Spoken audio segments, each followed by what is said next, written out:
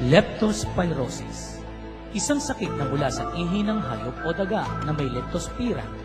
Ito ay nakamamatay kung hindi maiiwasan o mabibigyan ng tamang lunas ang sinumang magkakaroon nito.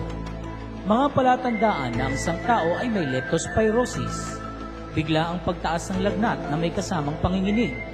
Pananakit ng kalamnan lalo na sa binti. Matinding sakit ng ulo. Pamumula ng mga mata. Maliit na mapulang paltos sa balat, paninigas ng leeg, pagiging mapula at kaunti ang ihi, paglaki ng atay, pananakit ng tiyan at pagsusuka. Iwasan ang leptospirosis. Narito ang ilan sa mga paraan kung paano ito maiiwasan. Iwasan na maglakad sa tubig baha, lalo na kung may sugat sa paa. Magsuot ng bota kung kinakailangan.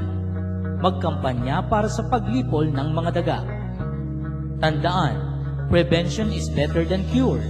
Ingatan ang inyong kalusugan dahil sa panahon ngayon, mahirap ang magkasakit. Ang paalalang ito ay hatid sa inyo ng Doktor ng Bayan, Vice Mayor Jose Fabian Cabis, Mayor Del Guzman, Congressman Liro Kimbo at ng 7th City Council Councilors.